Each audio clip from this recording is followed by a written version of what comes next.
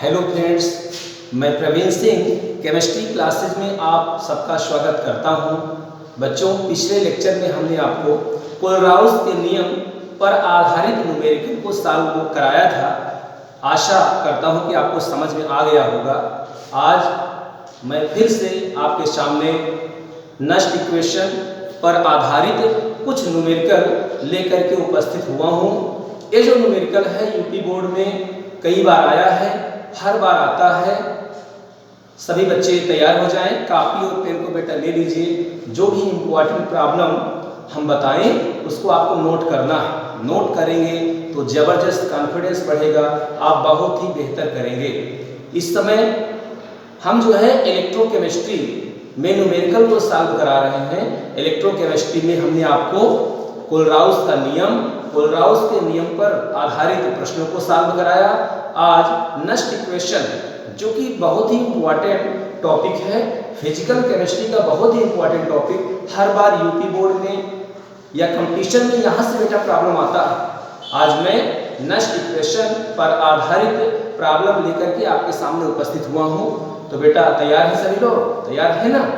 बिल्कुल घबराना नहीं है। जो भी प्रॉब्लम हम बताएं उसको आप नोट करेंगे, समझेंगे तो कहीं न कहीं आप बेहतर करेंगे, क्योंकि यहीं से आता है। बोर्ड की परीक्षा में प्रॉब्लम बेटा यहीं से आता है। आप जो प्रॉब्लम मैं लेके आज उपस्थित हुआ हूँ ना, ये प्रॉब्लम 2020 में आया है। यूपी बोर्ड 2020 का ही क्वेश्चन है। तो शुरू करते हैं प्रॉब्लम। ध्यान दें, सब लोग ध्यान दीजिए। प्रॉब्लम क्या है? निम्नलिखित सेल के विद्युत वाहक बल ईएमएफ, इलेक्ट्रोमोटिव फोर्स पूछ रहा है।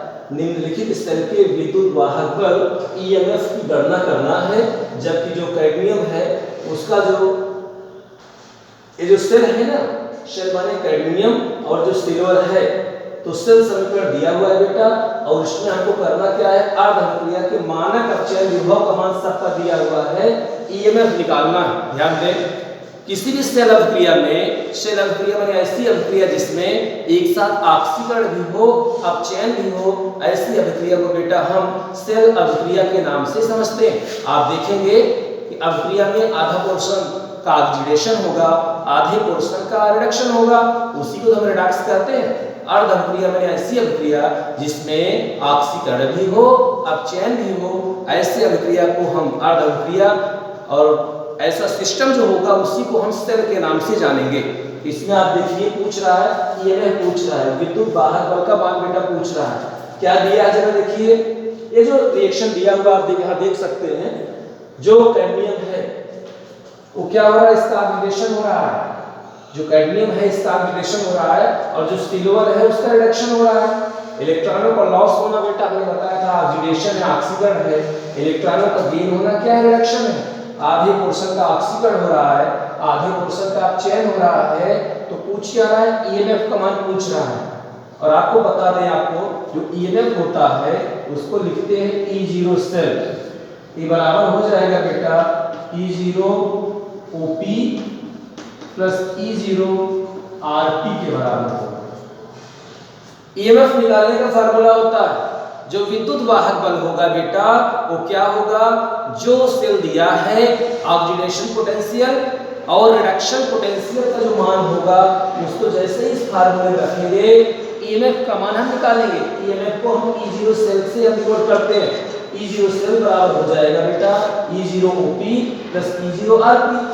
जिस फार्म में हमारा सेल दिया है, जिस फार्म में हमारा अभिक्रिया दिया है, अर्ध अभिक्रिया दिया है या सेल दिया है, उसी के फार्म में उसकी वैल्यू भी देना चाहिए। माने मानक अपचयन विभव का मान जो यहाँ दिया हुआ है, आप देखेंगे यहाँ E0 कैडमियम CD, जो कैडमियम आपने कैडमियम दिया हुआ है उसका जो मानक अपचयन विभव का मान दिया है -0.40 वोल्ट दिया है, और जो सिल्वर का मानक अपचयन विभव का मान बेटा दिया है 0.80 दिया है। और यहाँ है क्या? ए भी रिडक्शन के फॉर्म में दिया है, ए भी रिडक्शन के फॉर्म में दिया है। जबकि जो सेल अभिक्रिया है आप देखिए यहाँ ऑक्सीडेशन है, यहाँ रिडक्शन है, माने वैल्यू भी ऑक्सीडेशन के फॉर्म में ही देना चाहिए था। ये वैल्यू जो दिए हैं आप देखिए, ए रिडक्शन के फॉर्म में दिए हैं। यहाँ आप देख सकते हैं जो कैडमियम है या जो है CD2 प्लस जो चेंज हो रहा है, यहाँ ऑक्सीडेशन हो रहा है और यहाँ क्या हो रहा है? रिडक्शन हो रहा है, माने वैल्यू उल्टा दिया है। तो आपको पहचानना क्या है? ERP, ये जो वैल्यू दिया है ना सिल्वर प्लस सिल्वर का, यह जो है मानक अपचयन विभव की वैल्यू दिया है, मानक अपचयन विभव का मान दिया है, ठीक है। लेकिन यहाँ भी मानक अपचयन विभव का मान यहाँ दे दिया है। हम क्या करेंगे, इसको पहले मानक जो अपचयन विभव का मान दिया है बेटा, इसको हम E0OP में चेंज करेंगे। तो जो E0OP इसका होगा, चूंकि जो कैडमियम है इसका ऑक्सीडेशन हो रहा है बेटा यहाँ, और वैल्यू रिडक्शन के फॉर्म में दिया है। क्या करते हैं, जहां रिडक्शन हो रहा है उससे माइनस से जैसे मल्टीप्लाई करेंगे तो E0OP का मान आ जाएगा, ऑक्सीडेशन पोटेंशियल की वैल्यू आ जाएगी, ध्यान दीजिए, माइनस से मल्टीप्लाई करेंगे 0.40 वोल्ट आएगा। E0RP की जो वैल्यू है ठीक ही दिया है, क्योंकि इस शेल अभिक्रिया में भी देख रहे थे सिल्वर प्लस का सिल्वर में चेंज हुआ था, और जो ये वैल्यू भी मानक अपचयन विभव का मान दिया है सिल्वर प्लस का सिल्वर में, इसकी वैल्यू दिया है बेटा 0.80। EMF पूछ रहा है, EMF जब निकालेंगे माने E0 सेल जो होगा तो फार्मूला हो जाएगा E0OP प्लस E0RP। E0OP का मान बेटा कितना दिया है, आपने कहा कि यहाँ E0RP के फॉर्म में दे दिया था। हम क्या करेंगे, E0OP में हमने इसको चेंज किया है। क्यों चेंज किया है, क्योंकि इसका ऑक्सीडेशन यहाँ हो रहा था, जो सेल रिएक्शन दिया है उसमें इसका ऑक्सीडेशन हो रहा है, इसका रिडक्शन हो रहा है। तो जो मानक अपचयन विभव की वैल्यू है ये ऑक्सीडेशन के पदों में होना चाहिए, रिडक्शन के पदों में दिया था, हमने क्या किया, इसको ऑक्सीडेशन के पदों में चेंज कर दिया। क्या करेंगे, माइनस से मल्टीप्लाई कर दिया। E0OP बराबर 0.40, E0RP का मान बेटा दिया था 0.80, EMF बराबर होगा E0 cell equal to E0OP plus E0RP। तो वैल्यू जैसे पुट अप करेंगे यहाँ से 0.40 और E0RP का मान आ जाएगा 0.80, सॉल्व करेंगे 1.20 वोल्ट। मैंने जो सेल दिया है उसका जो EMF बेटा होगा विद्युत वाहक बल का मान 1.20 वोल्ट आएगा। ये क्वेश्चन यूपी बोर्ड में 2020 में आया था। अब बिल्कुल घबराना नहीं बेटा, इस नियम पर, इस फार्मूले पर हर बार बोर्ड में क्वेश्चन आता है, इस बार फिर आएगा। तो आपको करना क्या है, पहले क्वेश्चन को 2 बार पढ़ना, क्वेश्चन को 2 बार पढ़ेंगे और फिर ये देखना है कि यहाँ जिस फार्म में रिएक्शन दिया है, जिस फार्म में सेल दिया है उसका EMF पूछेंगे, विद्युत वाहक जो विद्युत वाहक बल का मान है उसको पूछेंगे, EMF इलेक्ट्रोमोटिव फोर्स पूछा जाएगा आपसे। जो सेल दिया होगा उसी के फार्म में जो मानक अपचयन विभव का मान होगा बेटा उसी फार्म में दिया होना चाहिए। यहाँ हम देख रहे हैं यहाँ ऑक्सीडेशन हो रहा है, इसका रिडक्शन हो रहा है, तो इसका जो ऑक्सीडेशन मानक ऑक्सीकरण विभव का मान जो होगा, ये मानक अपचयन विभव का मान दोनों को दे दिया है। इसका भी मानक अपचयन विभव का मान दिया है यहाँ, और फिर सिल्वर का भी मानक अपचयन विभव का मान दिया है। सिल्वर का तो ठीक है, मानक अपचयन विभव आपने निकाल दिया, E0RP सही है क्योंकि रिएक्शन के फॉर्म में ही इसकी वैल्यू भी दी है। लेकिन यहाँ आप देखिए E0OP के फॉर्म में दिया है सेल या अर्धअभिक्रिया, और जो वैल्यू मानक अपचयन विभव का यहाँ दे दिया है बेटा, हमको क्या करना है, हमको मानक ऑक्सीकरण विभव के रूप में वैल्यू को बनाना है। E0RP दिया था, हमने क्या किया, E0OP हमको बनाना होगा। क्यों बनाएंगे, क्योंकि EMF बराबर होता है विद्युत वाहक बल बराबर होगा E0 सेल बराबर E0OP plus E0RP। E0OP means होगा, इसका मतलब हुआ कि मानक ऑक्सीकरण विभव प्लस मानक अपचयन विभव बराबर होता है विद्युत वाहक बल। EMF जो होगा वह E0OP प्लस E0RP। E0OP का मतलब बेटा होता है मानक ऑक्सीकरण विभव, E0RP का मतलब होता है मानक अपचयन विभव। माने मानक ऑक्सीकरण विभव और मानक अपचयन विभव दोनों को बेटा वैल्यू रखेंगे, जोड़ देंगे तो विद्युत वाहक बल का मान आ जाएगा।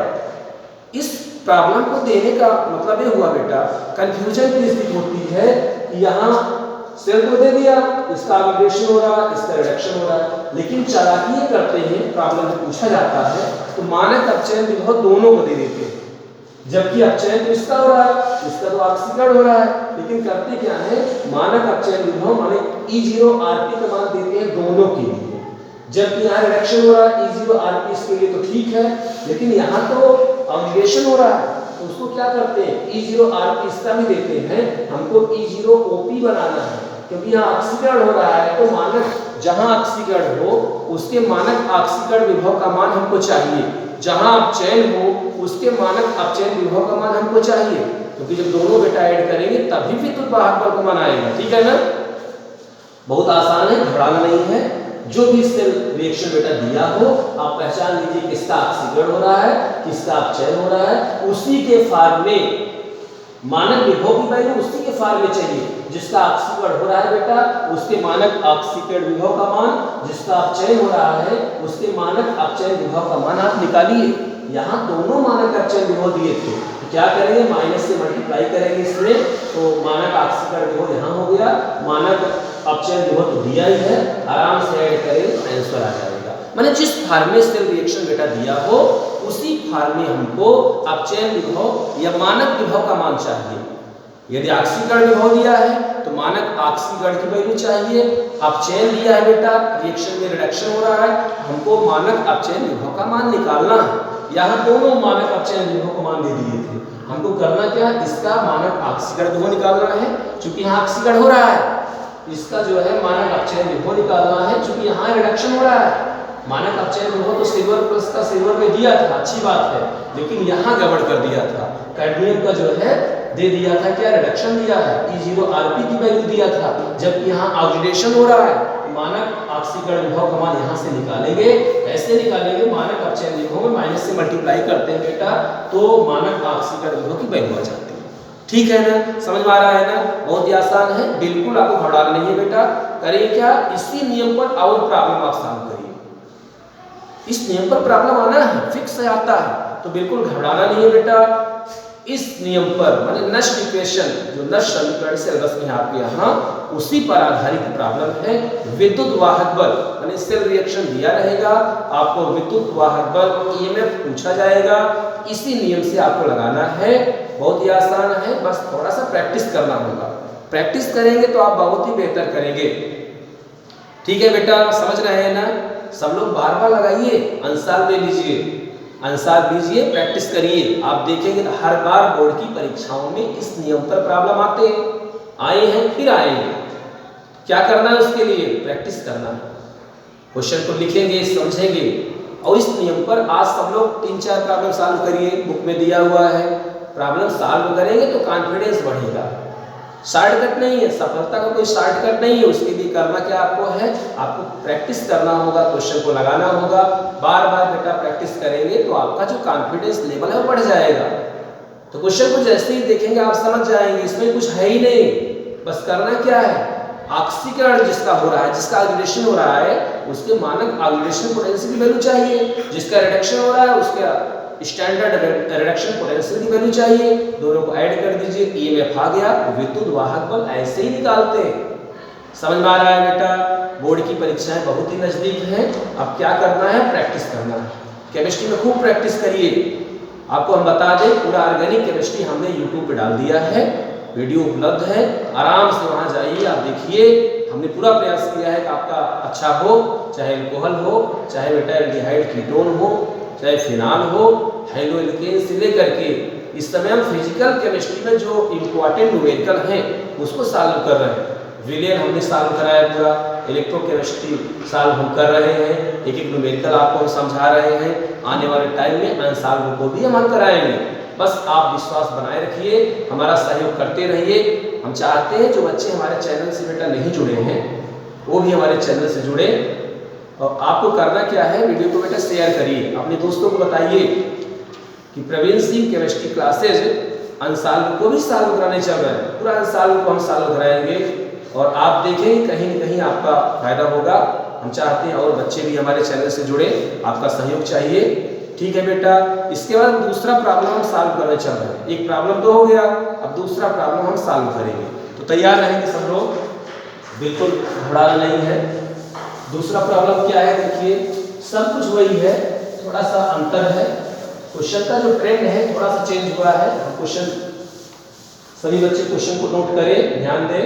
क्वेश्चन नंबर सेकंड है, क्वेश्चन नंबर सेकंड है, निम्नलिखित सेल, सभी लोग लिख सकते हैं,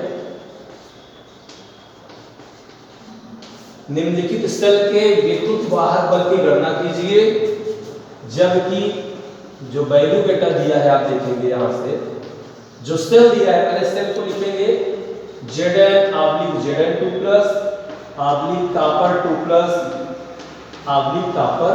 यहाँ इसकी जो मोलरता दिया है 1 मोल दिया है और इसकी मोलरता बेटा यहाँ से दिया है 1 मोल दिया। ठीक है, करना क्या है, इसका इमेज पूछ रहा है और एक कंडीशन यहाँ दिया हुआ है E0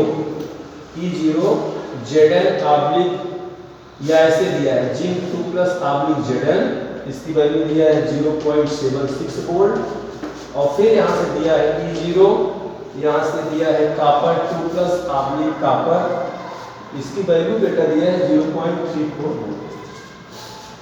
ये मैं पूछ रहा है, बहुत ही आसान क्वेश्चन है, एकदम सेम क्वेश्चन जैसे अभी आपने सॉल्व किया था उसी की तरह ही है। समझ में आ रहा है ना, प्रॉब्लम सेम है। सबसे पहले करना क्या है, क्वेश्चन को पढ़िए, 2 बार क्वेश्चन को आप पढ़ेंगे तो आपका कॉन्फिडेंस बढ़ेगा। पहले क्या करना है, क्वेश्चन को 2 बार पढ़िए, पहले कॉपी पे इसको लिख लीजिए। ठीक है, हम बोल रहे हैं लिखिए, निम्नलिखित सेल के विद्युत वाहक बल ईएमएफ मींस इलेक्ट्रोमोटिव फोर्स की गणना करना है, जबकि जिंक ऑब्लिक Zn2 प्लस इसकी सांद्रता 1 मोल है और फिर कॉपर 2 प्लस ऑब्लिक कॉपर की जो मोलरता है, जो सांद्रता है 1 मोल है, इसी के लिए हमको बेटा ईएमएफ निकालना है और दोनों के मानक अपचयन विभव का मान दिया है। E0 जिंक का भी मानक अपचयन विभव का मान दिया है, कॉपर के भी मानक अपचयन विभव का मान दिया है, हमको ईएमएफ निकालना है। बहुत ही आसान प्रॉब्लम है, कठिन नहीं है। सबसे पहले सभी बच्चे इस क्वेश्चन को नोट करें अपनी कॉपी पे, नोट किया करिए, बिल्कुल ये ना हो कि जब नोट करेंगे तभी समझ में आएगा। एक बार लिखना बेटा कई बार पढ़ने के बराबर होता है। क्वेश्चन को आप पहले नोट करेंगे। ठीक है, निम्नलिखित सेल के विद्युत वाहक बल की गणना करना है, जबकि zinc oblique Zn2 plus copper oblique copper, इसका जो मानक अपचयन विभव का मान दोनों को दिया है, हमको ईएमएफ निकालना है। ये बेटा सेल रिएक्शन है। हमने क्या कहा, अर्ध अभिक्रिया क्या है, ऐसी अभिक्रिया जिसमें ऑक्सीकरण अपचयन दोनों, उसको हम अर्ध अभिक्रिया के नाम से जानते हैं। इस सेल रिएक्शन क्या है, सेल में देखिए एक कैथोड होता है, एक एनोड होता है, 2 प्लेट होगा ना, किसी धातु के विलयन में, किसी विलयन में जब धातु की छड़ को बेटा डिप करेंगे, करंट का फ्लो हो जाएगा, तो एक जो पोल होगा कैथोड होगा, एक एनोड होगा। ठीक है, तो यहाँ क्या हो रहा है, सेल है, पूरा सिस्टम है, यानी यहाँ ऑक्सीडेशन भी हो रहा है, रिडक्शन भी हो रहा है, दोनों प्रक्रियाएं एक साथ हो रही हैं और दोनों के मानक अपचयन विभव का बेटा मान भी दिया है। हमको क्या करना है, विद्युत वाहक बल का मान निकालना है। तो विद्युत वाहक बल आपको पता होगा, हमने क्या कहा था, ये क्या दिया है बेटा, ये कौन सी क्रिया हो रही है बताएं, यहाँ ऑक्सीकरण हो रहा है ना, यहाँ क्या हो रहा है, रिडक्शन हो रहा है। इलेक्ट्रॉनों को लॉस करना, लेफ्ट टू राइट जाने पर चार्ज बढ़ता है, या इलेक्ट्रॉनों को लॉस करना ऑक्सीडेशन है, इलेक्ट्रॉनों का गेन करना क्या है, रिडक्शन है। इलेक्ट्रॉनों का लॉस करना बेटा, loss of electron is called oxidation and gain of electron is called reduction. Zinc ने क्या किया, 2 इलेक्ट्रॉन लॉस किया, कितना लॉस किया, 2 इलेक्ट्रॉन लॉस किया। कॉपर 2 प्लस ने क्या किया, 2 इलेक्ट्रॉन गेन किया। इलेक्ट्रॉन लॉस करना ऑक्सीडेशन है, इलेक्ट्रॉन गेन करना रिडक्शन है। इसका मतलब हुआ जिंक का यहाँ ऑक्सीडेशन हो रहा है और कॉपर का रिडक्शन हो रहा है, यही सेल है। सेल माने होगा क्या, जिसमें ऑक्सीकरण अपचयन बेटा दोनों प्रक्रिया एक साथ हो, इसको अर्ध अभिक्रिया के नाम से भी जानते हैं। ऐसी अभिक्रिया जिसमें एक साथ बेटा ऑक्सीकरण हो, एक साथ अपचयन हो, माने आधे पोर्शन का ऑक्सीकरण हो, आधे पोर्शन का अपचयन हो, उसी को हम अर्ध अभिक्रिया के नाम से जानते हैं। हमको ईएमएफ निकालना है, ध्यान दें, ईएमएफ या E0 सेल हमको निकालना है। हमने आपको बताया था E0 से बराबर होगा E0 OP plus E0 RP। E0 माने विद्युत वाहक बल जो होगा उसको E0 सेल से लिखते हैं, वह होगा मानक ऑक्सीकरण विभव प्लस मानक अपचयन विभव। मानक ऑक्सीकरण विभव, मानक अपचयन विभव की वैल्यू निकाल करके ऐड कर दीजिए, ईएमएफ या क्या बोलते हैं, ईएमएफ को विद्युत वाहक बल बोलते हैं ना, उसका मान आ जाएगा। तो यहाँ दिया क्या है, किस भाग में मानक अपचयन विभव बेटा दिया है, इसका भी मानक अपचयन विभव दिया है, जिंक का भी मानक अपचयन विभव, कॉपर का भी मानक अपचयन विभव दिया है। लेकिन जिंक में क्या हो रहा है, जिंक में तो ऑक्सीकरण हो रहा है ना, इसका मतलब जिंक का तो ऑक्सीकरण विभव हमको चाहिए। जिंक का अपचयन विभव दिया है, कॉपर का अपचयन विभव दिया है, लेकिन जिंक में तो बेटा ऑक्सीकरण हो रहा है, माने जिंक में मानक ऑक्सीकरण विभव चाहिए। तो क्या दिया है देखो यहाँ से, आपने कहा E0 zinc 2 plus oblique ZN इसका दिया है 0.60 माइनस करके है बेटा, माइनस 0.60 दिया है, माइनस 0.60 दिया है। हम क्या करेंगे, E0 ZN oblique ZN2 plus निकाल दिया। हमने वैल्यू को चेंज कर दिया, क्यों कर रहे हैं, क्योंकि यहाँ ऑक्सीकरण विभव हो रहा है, तो हमको मानक ऑक्सीकरण विभव का मान चाहिए। मानक अपचयन विभव का मान दिया था, माइनस से मल्टीप्लाई कर देंगे तो क्या हो जाएगा, मानक ऑक्सीकरण विभव का मान आ गया। मानक अपचयन विभव का मान दिया था माइनस 0.76 और मानक ऑक्सीकरण विभव का मान जब निकालेंगे बेटा तो माइनस से मल्टीप्लाई करेंगे 0.76 वोल्ट आ जाएगा। और यहाँ सही दिया है भाई, इसका जो दिया है अगले का, इसका E0 कॉपर 2 प्लस आपने कॉपर का रिडक्शन हो रहा है, और कॉपर का जो मानक अपचयन विभव का मान दिया है वो सही दिया है क्योंकि उसकी फार्म में रिएक्शन है। E0 सेल मतलब EMF, यहाँ लिख सकते हैं EMF को ही बेटा E0 सेल कहते हैं। तो क्या फार्मूला होता है, E0 cell equal to E0 OP plus E0 RP, मानक ऑक्सीकरण विभव प्लस मानक अपचयन विभव, यही विद्युत वाहक बल निकालने का फार्मूला होता है। तो मानक अपचयन विभव दिया था जिंक का, हमने मानक ऑक्सीकरण विभव के फार्मूले बना लिया। क्यों बना रहे हैं बेटा, क्योंकि ये जो जिंक है ना उसका ऑक्सीकरण हो रहा है, कॉपर का जो अपचयन हो रहा है, तो जिंक का जो ऑक्सीकरण विभव है, जिंक का मानक ऑक्सीकरण विभव चाहिए, कॉपर का मानक अपचयन विभव चाहिए, दोनों ऐड करेंगे तभी विद्युत वाहक बल का मान आएगा, ईएमएफ की वैल्यू आएगी बेटा। तो E0 में जो रिडक्शन जिंक 2 प्लस का दिया था हमने E0 OP में इसको चेंज कर दिया, माइनस से मल्टीप्लाई कर दिया, ईएमएफ बराबर होगा E0 से बराबर होगा बेटा E0 OP plus E0 RP। E0 OP हमने भी निकाला है 0.76 और E0 RP का मान तो यहाँ दिया ही था 0.34। जैसे ही वैल्यू सॉल्व करेंगे यहाँ देखिए 1.10 वोल्ट आ जाएगा। आसान है, कठिन नहीं है, बस करना क्या है, आपको पहचानना है। अर्ध अभिक्रिया में बेटा किसका ऑक्सीकरण हो रहा है, किसका अपचयन हो रहा है, आप पहचान लीजिए। और सबसे महत्वपूर्ण बात है कि जो यहाँ मानक विभव की वैल्यू दिया है, ये महत्वपूर्ण चीज है। जिस फार्म में बेटा रिएक्शन दिया हो उसी फार्म में उसके मानक विभव की वैल्यू चाहिए। ऑक्सीकरण हो रहा है तो मानक ऑक्सीकरण विभव का मान आपको चाहिए, अपचयन हो रहा है तो मानक अपचयन विभव का मान चाहिए। प्रॉब्लम में क्या किया है पता है, इसका ऑक्सीकरण हो रहा है, इसका अपचयन हो रहा है, जिंक का ऑक्सीकरण हो रहा है, कॉपर का अपचयन हो रहा है, जिंक का और कॉपर का दोनों का मानक अपचयन विभव का मान दे दिया है, और फिर ईएमएफ वाले विद्युत वाहक बल का मान पूछ रहा है। हम क्या करेंगे, ये जो जिंक का मानक अपचयन विभव दिया है ना, हम जिंक का मानक ऑक्सीकरण विभव निकालेंगे, माइनस से गुणा कर देंगे, और जो यहाँ कॉपर का मानक अपचयन विभव दिया है उसको वैसे ही रहने देंगे। ये कॉपर का अपचयन हो रहा है तो कॉपर का मानक अपचयन विभव का मान चाहिए। जिंक का ऑक्सीकरण हो रहा है, जिंक का मानक ऑक्सीकरण विभव का मान चाहिए। नहीं दिया है बेटा तो माइनस से मल्टीप्लाई करेंगे, मानक अपचयन विभव जिंक का दे दिया था, हमको जिंक का मानक ऑक्सीकरण विभव चाहिए, माइनस से मल्टीप्लाई करते हैं वैल्यू चेंज हो जाती है। ईएमएफ बराबर हो जाएगा बेटा E0 OP plus E0 RP, माने जो विद्युत वाहक बल होगा वह बराबर होगा मानक ऑक्सीकरण विभव प्लस मानक अपचयन विभव। तो उम्मीद है कि आपको समझ में आ गया होगा। तो बेटा हमने इस नियम पर 2 क्वेश्चन आपको सॉल्व कराया है, और क्या करेंगे, आपको प्रैक्टिस करना है और भी प्रॉब्लम आप सॉल्व करिए। कोई बेटा प्रॉब्लम हो तो कमेंट करिएगा, कमेंट करेंगे तो हमारा कॉन्फिडेंस बढ़ेगा और बेहतर देंगे। पूरा प्रयास हम कर रहे हैं तो बेहतर दें, हम प्रयास कर भी रहे हैं और आप संतुष्ट भी हैं। प्रैक्टिस करिए और मेहनत करिए, एक दिन वह समय दूर नहीं होगा कि आप अच्छा अंक प्राप्त नहीं करेंगे, एक दिन समय आएगा बहुत ही बेहतर करेंगे। इस बार हमें उम्मीद है कि बोर्ड की परीक्षा जो 2021 में होगी उसमें हमारे बच्चे अच्छा अंक प्राप्त करेंगे। सकारात्मक सोच होनी चाहिए, नकारात्मक सोच नहीं रखना है, सकारात्मक सोच रखना है। हमको अच्छा सोचना है, सोच अच्छी होगी आप एक दिन बेहतर करेंगे। भाई सफलता उन्हीं को मिलती है जिनके सपनों में जान होती है।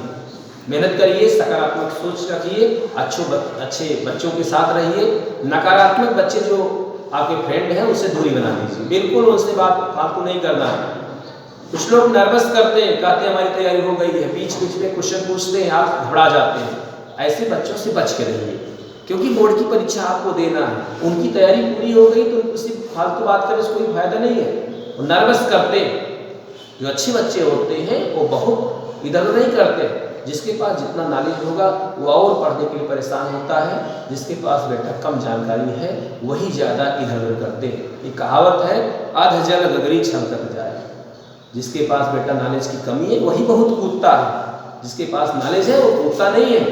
आपको कॉन्फिडेंस के साथ मेहनत करके, क्योंकि आप साइंस के स्टूडेंट हैं, साइंस के बच्चों में अगर बेटा गंभीरता नहीं है तो वह छात्र साइंस का नहीं है। साइंस के छात्र की एक खासियत है, वो गंभीर होते हैं, चिंतन करते हैं, सोचते हैं। और इंटर में आप पढ़ रहे हैं, आपके पास टाइम नहीं है फालतू बात करने के लिए, क्योंकि इंटर का अपना कोर्स जो है ना बहुत ही ज़बरदस्त है। आपको फिजिक्स पढ़ना है, आपको केमिस्ट्री पढ़ना है, मैथ पढ़ना है, हिंदी पढ़ना है, अंग्रेजी पढ़ना है, हर विषय का महत्व है। हम ये नहीं कर रहे हैं केमिस्ट्री ही पढ़िए, सब कुछ पढ़िए, लेकिन बेटा टाइमली पढ़िए, टाइम टेबल बना लीजिए, रेगुलर पढ़िए और प्रैक्टिस करते रहिए। और हम तो कह रहे हैं लिख कर पढ़िए, लिख के पढ़ेंगे तो कहीं न कहीं आपका कॉन्फिडेंस बढ़ेगा। कुर्सी और मेज बेटा रहे, कुर्सी बैठिए, मेज पढ़िए, लिख के पढ़िए। ठंडी तो है ही, लेकिन आपको घबराना नहीं है। और आपको बता दें बहुत ही अच्छा टाइम है, जो भी पढ़ेंगे आपको याद हो जाएगा। रिएक्शन को लिख के पढ़ते हैं, रात में मैथमेटिक्स पढ़ेंगे, सुबह केमिस्ट्री पढ़ते हैं, संडे का दिन है हिंदी भी पढ़ सकते हैं। ठीक है, टेस्ट चेंज करते रहेंगे, सब्जेक्ट को चेंज करके पढ़ेंगे। एक ही विषय में हमको 100% नहीं देना भाई। एक कहावत है, माने पास होने के लिए बेटा सभी विषय में अलग अलग पास होना जरूरी है, और एक विषय में फेल होना ही फेल होने के लिए काफी है। कंपटीशन का समय है, हर विषय में अच्छा करना। यूपी बोर्ड में आपका रैंक आए, आप टॉप करेंगे। कब टॉप करेंगे बेटा? हर विषय अच्छा, मैथ भी अच्छा हो, फिजिक्स भी अच्छा हो, केमिस्ट्री भी अच्छा हो, हिंदी का भी महत्व है, अंग्रेजी भी अच्छा है। जो छात्र हर विषय में अच्छा करेगा वही टॉप करेगा। शॉर्टकट नहीं है, there is no option for hard work but quality can not overlook. कठिन परिश्रम का कोई विकल्प नहीं है, लेकिन योग्यता को हम छुपा नहीं सकते। आपके अंदर क्षमता है, हमें विश्वास है आपके अंदर क्षमता है, लेकिन बेटा मेहनत करना होगा।